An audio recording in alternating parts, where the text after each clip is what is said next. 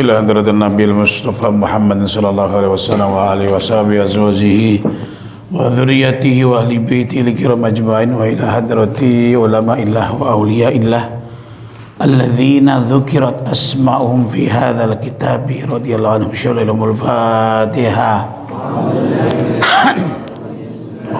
بسم الله الرحمن الرحيم الحمد لله رب العالمين إياك نعبد وإياك نستعين اهدنا الصراط المستقيم صراط الذين أنعمت عليهم غير المغضوب عليهم ولا الضالين بسم الله الرحمن الرحيم. Wa qala lan ngendika sapa Umar bin Al-Khattab, sahabat Umar bin Khattab radhiyallahu anhu, tafakkahu padha belajar ilmu fikih sapa sira kabeh qabla an tusawwadu ing dalam sadurunge den dadiaken pemimpin sapa sira kabeh. Belajarlah ilmu fikih sebelum kamu diangkat menjadi pemimpin,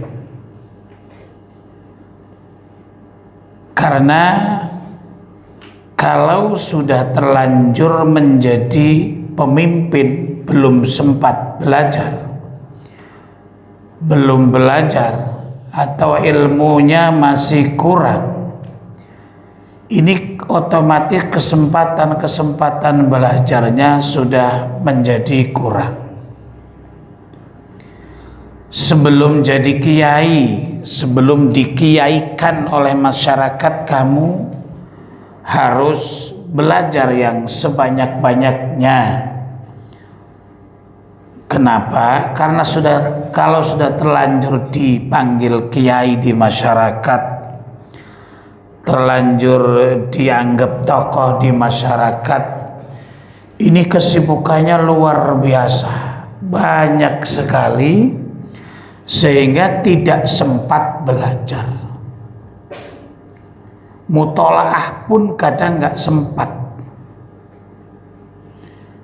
Ya, maka perintah Sayyidina Umar, belajarlah sebelum kamu diangkat menjadi pemimpin. Wa idza akhadha lan inda lemari kalane ngalap sapa la insanu menungso, ngalap hadzon ing bagian wafiron kang sempurna minal fiqhi saking ilmu fikih, yang bagi mengko prayuga apa Allah yaqtasira yen to ora ngringkes sapa al insan, ora ringkes alal fiqhi ing atase ilmu fikih. Walakin yang duru tetapi ningali sapa insan fi ilmi zuhdi dalam ilmu zuhud, wal hikmati lan ilmu hikmah, wa fi kalamil akhirati lan ing dalam bicara akhirat, wa fi syamailis sholihin lan ing dalam bicara watake wong kang padha soleh kabeh. Kenapa fainal insana mengko temen setuhne mungsa ku idza ta'allama ing dalem marikalane belajar sapa insan al fiqha ing ilmu fikih, walam yang dzulan ora ningali sapa insan fi ilmi zuhdi dalem ilmu zuhud, wal hikmati lan ilmu hikmah, qasa mengko atos apa qalbuhu atine insan, wal qalbu tawi ati sifate ati al qasi kang atos iku ba'idun adoh minallahi ta'ala saking Allah ta'ala. Tadi diperintah kita itu untuk belajar ilmu fikih sebanyak-banyaknya sebelum jadi pimpinan. Karena apa? Karena menjadi pemimpin itu paling tepat kalau ilmu fikihnya jalan, ilmu fikihnya cukup. Karena yang namanya pemimpin itu seringkali menghadapi persoalan-persoalan masyarakat yang banyak. Pemimpin itu yang diatur masyarakat. Masyarakat seringkali menghadapi persoalan-persoalan yang semula tidak terduga, yang semula tidak terpantau dan seterusnya. Kalau ilmu fikihnya itu cukup, maka si pemimpin itu tadi akan mampu memberikan solusi-solusi yang tepat kepada masyarakat. Namun demikian, ya jangan melulu mempelajari ilmu fikih. Setelah ilmu fikihnya cukup, tetap harus mempelajari hal yang terkait dengan ilmu zuhud yang biasa kita sebut tasawuf. Ya. Ilmu tasawuf kita pelajari, ilmu hikmah kita pelajari. Bahkan ilmu-ilmu yang berbicara tentang akhirat kita pelajari full. Termasuk bicara soal perilaku orang-orang soleh. Ini harus membaca. Kenapa? Karena manusia itu apabila belajar hanya ilmu fikih saja, tidak mempelajari ilmu tasawuf, dikatakan kosa keras apa kolbuhu, hatinya. Ini bisa keras hatinya. Ada lagi ungkapan man tafaqqaha bi ghairi tasawufin qasa qalbuh, tafassaqo, ya. Man tafaqqaha bi ghairi tasawufin tafassaqo. Orang yang berfikih ria, berfikih ria itu maksudnya ya hanya semata-mata mempelajari ilmu fikih, tafassaqo, maka dia terancam bisa gampang kena sifat fasik, ya, sifat fasik. Karena ilmu fikih itu hitam putih,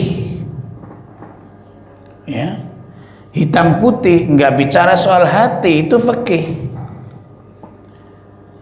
Ibaratnya orang kalau akad, kalau minta ya minta, hutang ya hutang, ya, pinjam ya pinjam.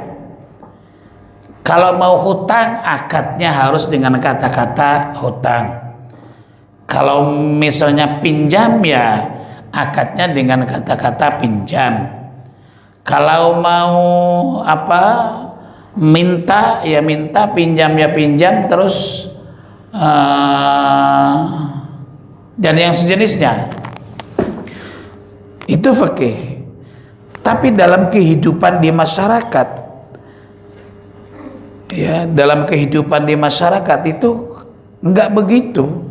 Masih harus melihat tradisi, masih harus melihat kebiasaan-kebiasaan orang, begitu.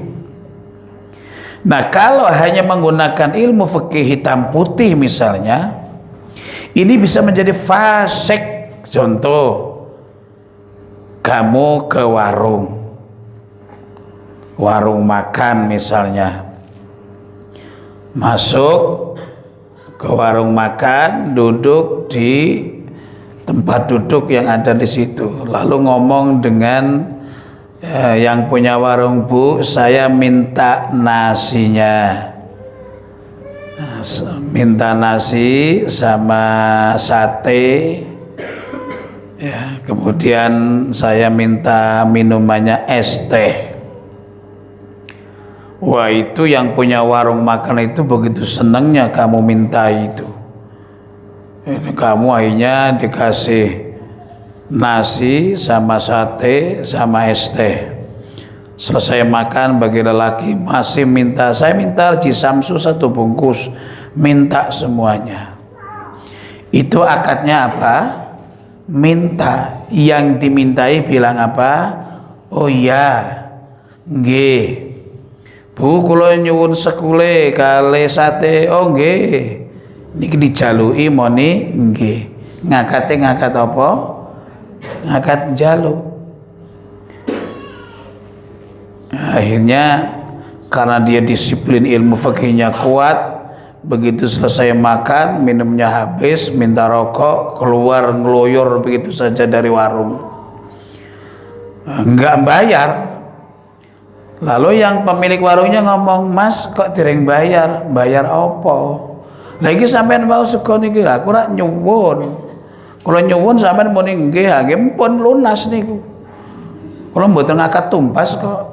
Secara fikih itu sah, itu sudah. Tapi menjadi fasik. Kenapa fasik? Karena enggak melihat kebiasaan. Ya, enggak melihat kebiasaan di Jawa orang ngomongnya begitu, bisa menjadi fasik. Maka penting di sini bicara soal hati, soal hati, soal tradisi, soal kebiasaan. Ini yang ngerembuk adalah ilmu tasawuf. Ya, jangan hanya ngaji fikih tanpa tasawuf, nanti terancam bisa menjadi fasik. Maka istilah orang kuno itu fikih kudu ngalim fikih ning ojo kami fikihan. Karena memang fikih itu hitam putih. Kemudian tasawuf harus, tapi jangan hanya mengaji tasawuf. Karena ungkapan berikutnya, wa man tasawwafa bi ghairi tafaqquhin tazandaqa. Orang yang bertasawuf tapi tidak berfikih bisa gampang kena atau gampang menjadi kafir zindik. Ya, ini orang kalau bertasawuf tanpa mempunyai ilmu fikih itu bisa gampang menjadi kafir zindik itu. Enggak tanggung-tanggung kafir zindik. Ya, ujung-ujungnya biasanya mudah jadi dukun. Ya, mula santri-santri kadang di rumah itu sing pancen ngaji dina tasawuf tenanan ing fikih ora tenanan. Nggih kok tekan omahe ngelenik ndukun. Suampu-ampu ora. Kadang dodol sabuk kae jere kok penglarisan. Penglarisan apa, Mas? Ben nek urung rapi cepet rapi. Lah kowe rapi durung dereng, wong kowe dhewe ora payu kok. Anggo dodol sapu mahabbah. Ana meneh sing penglarisan dodol ben dijualan laris. Iki ben ngopo, Mas? Niki kersane sadyan niku pajeng laris. Lah sampean sabun niki wis payu pira niki? Dereng pajeng nggih. Wong sampean dodolan sapu ya ora payu-payu kok. Itu. Ini orang biasanya kalau tasawuf tapi tidak dibarengi dengan ilmu fikih itu begitu itu. Senengnya dukun terus bisa menjadi kafir kelenik. Ya menjadi kelenik, menjadi ya kafir zindik tidak terasa. Maka fikih harus, tapi juga harus dibarengi dengan tasawuf, seimbang. Ini yang paling bagus. Dasarnya ilmu fikih, kemudian nanti dibarengi dengan tasawuf. Ini luar biasa nanti jadinya. Kalau hanya mempelajari ilmu tasawuf saja, ilmu fikih itu tidak tahu, gawat. Ya, gawat itu. Bisa menjadi kafir sindik, dan orang akhirnya senangnya itu kuburan terus. Yang jadi ramai itu kuburan, sementara masjid sepi. Ya, masjid itu sepi. Maka seperti berkali-kali saya ngomong dengan kamu, nek ono apa-apa ki standare syariat. Nek ono wong sing saja khariqul adat, agar kamu tidak terjebak dalam kesalahan, kamu standarnya syariat. Ono wong aneh-aneh menggonmu, wah aneh-aneh pokoke ngono. Piye carane ngladeni wong mau? Ya kamu tinggal syariat saja, ladenilah wong iku mau, wong iku tamu, ling ladeni secara syariat. Langkone tamu nih wis minta macam-macam yang melanggar syariat, ya sudah jangan diikuti. Gampang kan? Ibaratnya ono tamu menggonmu, dodol apa-apa. Kalau kamu mau, ya hadapi dengan secara syariat saja. Hadapi dengan secara syariat, artinya tijaroh kan bitarodin ridho-ridhonan. Nek kowe gelem ya tukunen, nek ora ya ora usah. Nek pancen lagi ora karep ya nyuwun ngapunten mboten saged tumbas utawa sampean lumrahe wong dodol iki lumrahe regane 10.000 kok iki njaluk 50.000. Sampean dinyang wae sesuai dengan wajarnya saja. Wajarnya jual beli kira-kira harganya berapa. Nah, terus wah nanti uangnya nyepatan gini. Jangan takut. Kenapa? Masa ana wong adol kok maksa sehingga ora gelem tuku disepatane, percayalah nyepatan ini ora mandi. Kenapa? Karena melanggar syariat. Ya, ngadepi orang yang aneh-aneh ya misalnya ngadepi orang yang aneh-aneh kaya wong jazab umpamane iki. Ya hadapi saja dengan syariat, dengan fikih, dengan syariat itu. Kalau sudah melanggar syariat ya jangan ikuti, gitu saja enak. Bahwa kemudian mereka itu mempunyai ilmu yang kasyaf begini itu urusan mereka.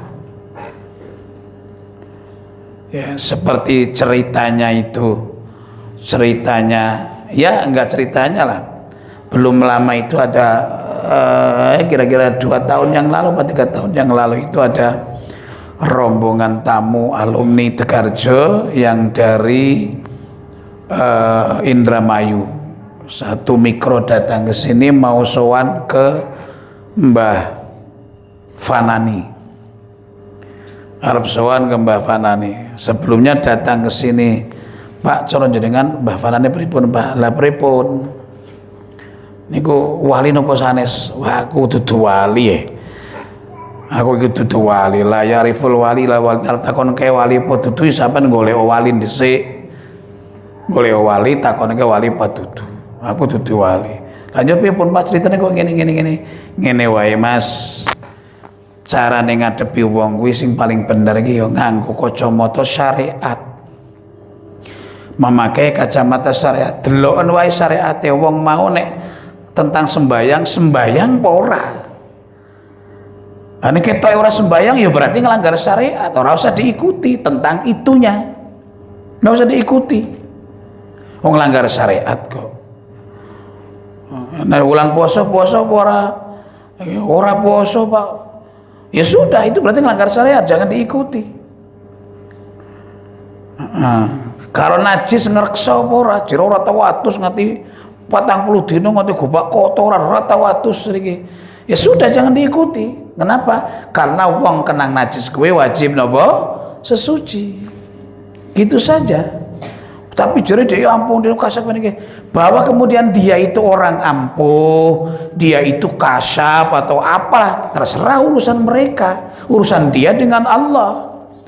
Kalau Anda tanya dengan saya, ya saya begitu. Saya hanya melihat dengan kacamata syariat. Kalau syariatnya tidak sembahyang, syariatnya hanya puasa, ya itu berarti jangan diikuti gitu saja. Mereka begini, ampuh dan seterusnya, ya silakan. Ya silakan. Itu urusannya orang tadi dengan Gusti Allah. Dah gitu saja, enak. Masalahnya banyak gejala di masyarakat. Ono santri nang tekan ngumas senengane mengikuti wong sing aneh-aneh. Wong sing kaya ngono kuwi disowani nemen-nemen dijaluki barokah. Jare apa-apa barang kiai sing mulang tenanan syariat. Sing mulang tenanan syariat ora tau disowani, ora tau jaluki barokah, jarene muni kurang barokah. Itu salah satu contoh kenapa dilarang mengaji hanya tasawuf tok, tidak ngaji fikih. Itu begitu akibatnya. Ya, akibatnya itu begitu itu. Bahkan kadang orang gila ndarani jazab. Ya wong edan ndarani jazab. Wah saking-sakingnya. Ana wong edan dari jazab kaya to ana wong edan ngopo iku jawab takon sehingga takon apa-apa karo wong edan wis ora karo-karuan kabeh. Jazab ya, jazab itu ya terserah mereka. Maka dalam syariat fikih nek wong makmum salat karo wong jazab iki ora entuk. Ya, ana wong jazab ya, sing jazab tenanan pokoke jazab hakikat pancen jazab tenanan. Kowe makmum karo wong jazab ora entuk. Kenapa? Karena orang jazab itu tadi sering kali melampaui atau melanggar syariat.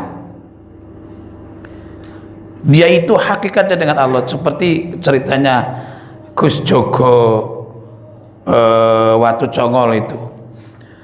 Aku mbien pernah mendapat ceritanya beliau ini kadang-kadang nek sholat ki lucu. Sholat subuh kadang nganti 8 rakaat. Barang sholat zuhur kadang pokoknya orang pas kayak biasa nih. Iki wong jazab kadang memang begitu, saking lazate ngadep munajat karo Gusti Allah salat subuh sing jane jate rakaat ora krasa nganti kebablasan. Ya urusan dia dengan Allah. Kalau dia dengan Allah itu hak, terserah. Nah kiambak makmum wong kaya ngono kuwi ora kena lah, makmum salat subuh nganti 8 rakaat piye cara. Ke salah satu contoh begitu itu ya. Jadi sekali lagi orang itu harus berfikih, orang itu harus mematang syariatnya dengan tentu mempelajari ilmu tasawuf yang seimbang. Bismillahirrahmanirrahim.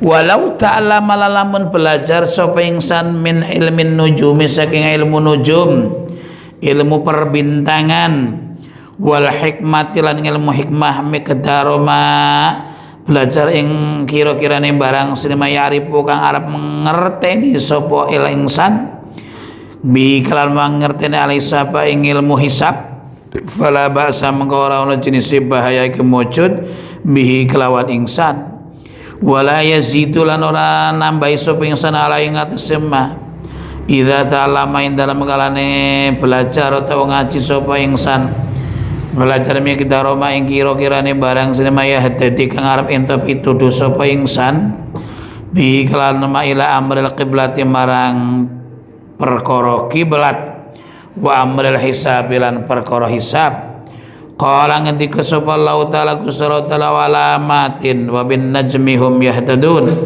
walamatin lan sartane pira-pira tetenger wa bin najmi lan kelawan bintang humute kaum iku yahtaduna padha entuk petunjuk sapa kaum wa qala lan ngendika sapa Gusti Allah fi ayatin dalam ayat ukhra kang weneh wa huwa utawi Gusti Allah iku allazi zat silailadzi ja'ala kang wis ndadekaken sapa ladzi lakum marang sira kabeh ndadekaken an-nujuma ing bira-bira bintang litahtadu supaya pada entuk pituduh sapa kabeh biha kelawan nujum fi dzulumatil barri ing dalam pira-pira petenge daratan wal bahri lan segara al ayah.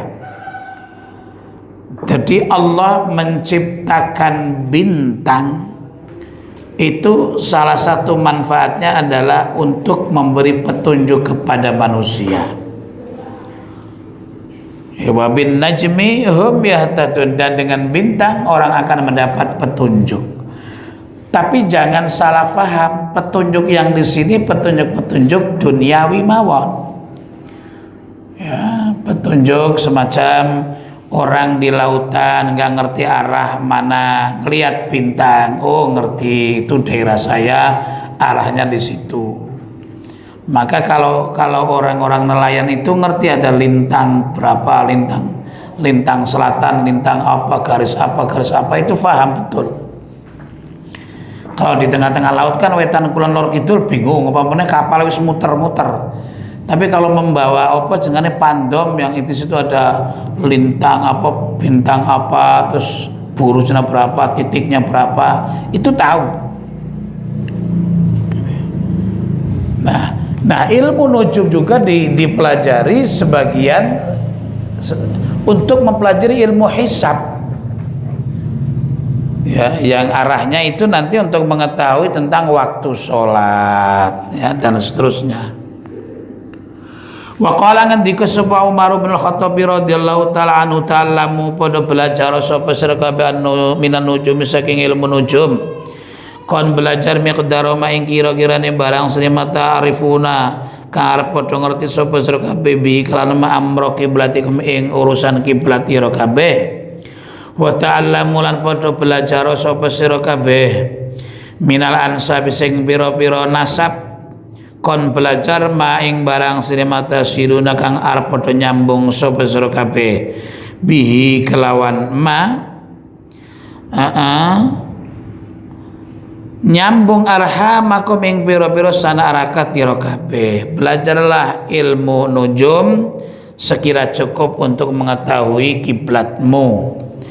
Belajarlah ilmu tentang nasab sekira cukup untuk sebagai perantara menyambung saudara-saudaramu. Jadi ilmu nasab itu kamu bin siapa ke bin siapa, ini bagus tahu. Kalau orang Jawa itu banyak sekali yang sampai buyut saja nggak tahu. Kue anake sopo, anake Paijo, Paijo anake sopo, anake Paimin, Paimin bin sopo, meruja kui. Sampai buyut sudah nggak tahu. Apalagi sampai canggah. Kalau orang Arab bin Sopo sampai 10 sampai 15 itu tahu. Banyak yang tahu. Nah, ini namanya ilmu tentang nasab. Maka pelajari coba kamu. Coba ini wong Jawa apa meneh wong desa. Tekan buyut niku ukeh sing ora ngerti. Coba misalnya kamu ayo santri-santri semuanya yang di rumah. Coba pelajari nasabmu ke atas sampai 5 saja. Tanyakan, teliti, kamu bin siapa? Baru 1 kan? Bin siapa? Berarti bapak, mbah, buyut, cangga, wareng. Nah, coba pelajari sampai wareng. Cari ini, teliti ini. Masa kamu nggak ngerti? Ya, bapak, mbah, buyut, cangga, wareng, sampai wareng saja cari. Nah, niki PR. Ya, santri-santri sing nang omah kuwi kabeh coba cari nasabmu 5 ke atas. Bapak, mbah, buyut, cangga sampai wareng. Cari itu. Nah, carane kepiye? Takon karo bapakmu. Bapake takon orang ngerti takon karo bapake. Bapake terus takoke. Lah nek tekan mbah wis mati kabeh kepiye? Masa mbah mesti kan mbah kan duwe kakang duwe adi. Takon adine si mbah. Mati kabeh teteane, njur kepiye iki? Terserah.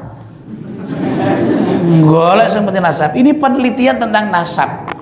Penting. Ya coba. Kowe bin sapa.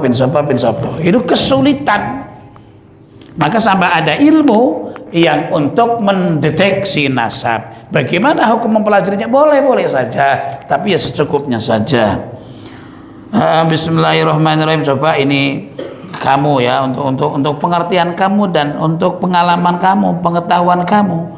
Cari nasabmu 5 sampai ke atas. Sampai wareng. Kalau ibu niku nek wareng itu tekan kayak warenge ibu kan iku Mbah Nyat Nyono kayak sapa sing iso diziarahi Mbah sapa jenenge Mbah apa Ungaran Nyat Nyono sapa jenenge Mbah sapa ke lah itu Mbah terkenalnya Mbah Nyat Nyono itu wareng ya sampai sak ndure wareng mbruh sapa wis ora genah meneh minimal tekan wareng golek Nyat Nyono kae. Bismillahirrahmanirrahim. Waruya lan den riwayataken kanjeng Nabi sing kanjeng Nabi sallallahu alaihi wasallam anna utamasna kanjeng Nabi kunaha nyegah sapa kanjeng Nabi anil munadharati saking perdebatan bantahan debat kusir satu kata ge perdebatan atau bantahan atau debat kusir fin nujumi in dalam ilmu nujum. Mangkala ngendika sebab Abdullah bin Abbas bin Maimun ibni Mahron marang Ma'mun bin Mahron la tetapi aja anut sapa sira ilmu nujumi aja niti-niti sapa sira ilmu nujumi ing ilmu nujum la tetapi aja niti-niti sapa sira ilmu nujumi ilmu nujum fa inna mung temene nujum iku yuatin akan sapa nujum bila sihir wal kanatilan juru bedi atau perdukunan ya. Kalau ilmu nujum terus diteliti sampai detail ya, terus diperpanjang, diperlebar, diperluas, ujung-ujungnya jadi tukang sihir, jadi tukang bedek iki kahana yang kemudian hukumnya haram ya, ilmu nujum. Tukang bedek iki kepiye? Teko nggon dukun. Yo dimek apane kowe kuwi calone dadi wong sugih. Wah alhamdulillah. Sangepol. Dadi wong sugih ning sedelo tok. Ngre ora percaya. Ora bener dukun iku ora bener lah. Dadi nek bedek ora pas karo nafsune dianggap ora bener. Nah, kawan kamu jangan percaya dengan dukun. Maksud saya dukun di situ adalah si tukang bedek yang ngono kuwi. Ya, jangan percaya. Nyatane pas Pak, itu ora pas ning ngepasi. Ya, ngepasi. Sudah tawakal dengan Allah saja. Tawakal dengan Allah. Aja percaya dukun dan payah kok. Anake loro sih kudu nemeng dokter, jelas-jelas penyakit dokter, penyakit sakit memang yang harus ditangani secara medis oleh dokter, melayu meng dukun. Akhirnya dukunnya ben bisarai uke, itu wah, masya Allah, niki masya Allah, itu kaya Islam masya Allah, niki gawat niki. Oh masya Allah sing ngantem niki orang sembarangan niki, orang sembarangan, masya Allah niki gawat. Ngapa? Nggih, kula ora tak omongke sapa sing ngantem ning jelas umahe ki marep ngalor. Njur rambute slodok. Lho akhire umahe sing marep ngalor kalau slodok goleki terus. Lah kan anane ming suudon terus. Ya di Manggisan sendiri kan dulu pernah menjadi korban itu. Iki sing umahe saiki dinggoni karo Rini ae. Ben kan umahe ya salah satu mondonake nek kuwi bocah supir aku Bang. Dianggap sugihan, kesugihane ngingu blorong. Blorong wae wong Manggisan demo sampai diusir sekang kene kuwi. Dilalah pas aku ora nang omah, aku pas nang omah kan tak cegah. Pas ora nang omah pas pengajian metu. Pengen mau geger-geger, masyaallah kok kaya ngono kuwi ora iki. Buktine apa buktine? Iki ngarep omahku iki ana kembang, padahal ki wong nembe met kembang sekang alas, gigal rontok. Wis ora karo-karuan kabeh.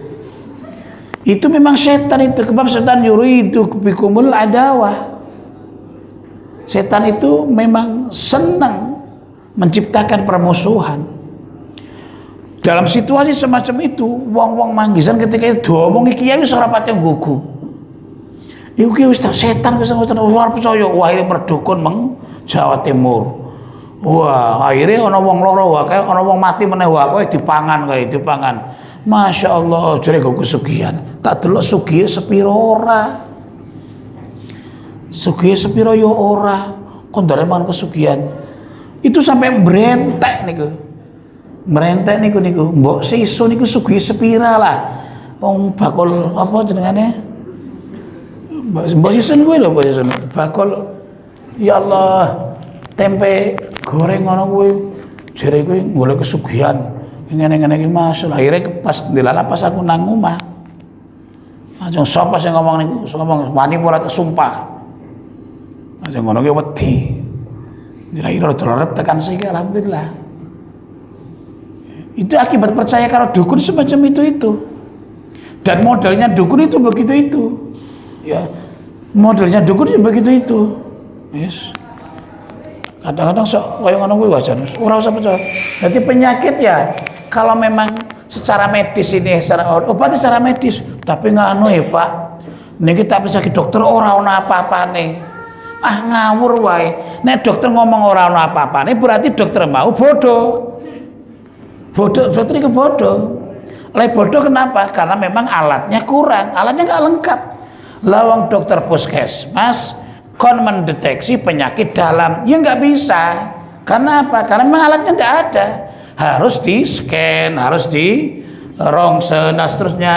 Alat rongsen dan alat scan biasanya nggak ada di rumah sakit, nggak ada di apa? Puskesmas. Kalau limoni pun bisa ke dokter wong salah-salah ini penyakitnya mboten ketinggal. Ini nyatane loro. Wah niku damel tiang niki alah wis.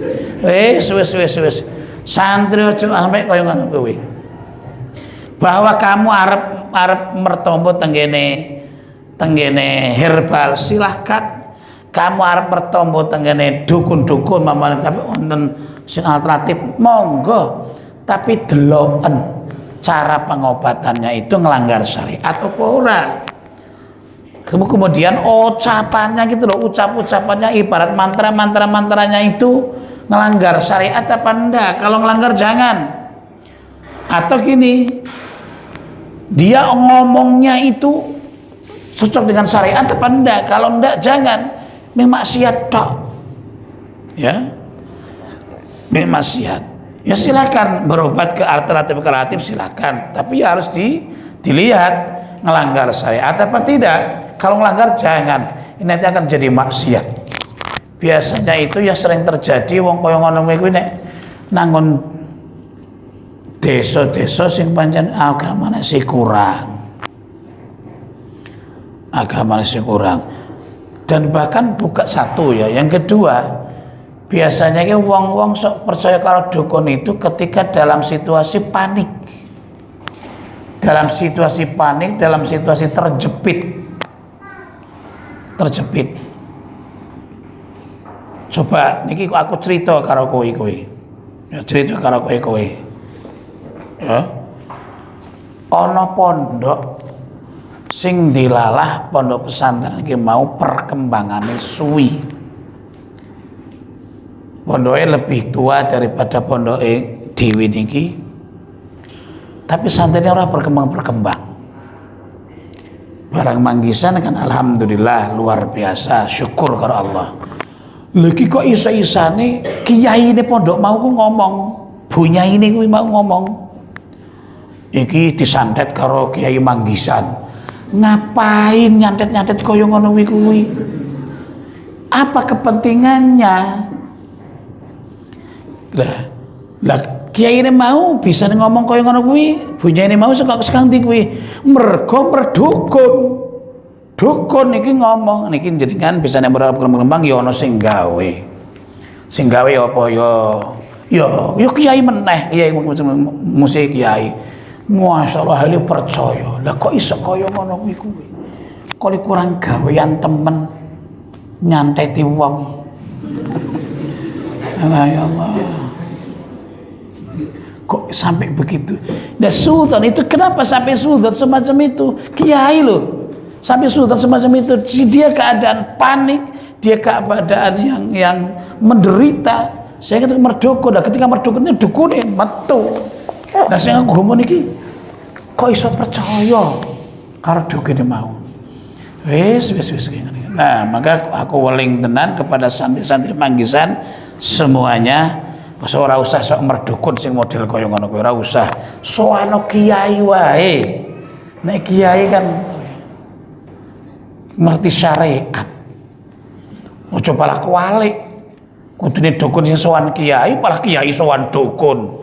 Wes ora karu-karuan. Ya kewalik-walik. Kalau dukun sowan kiai lah di ngendikane. Yang benar begini. Ngono. Lah nek kiai sowan dukun akhir malah dikibuli tok kaya ngono kuwi, dan yang terjadi akhirnya malah suudzon dengan sesama. Ya. maka santri manggisan tidak boleh kaya ngono kuwi. Al-Fatihah. A'udzubillahi minasyaitonir rajim. Allahumma shalli wa sallim wa barik ala sayyidina Muhammad alhamdulillahi rabbil alamin hamdan yu'afina. Iftah qulubana ya la fatana bi rahmatik. Alhamdulillahi rabbil alamin.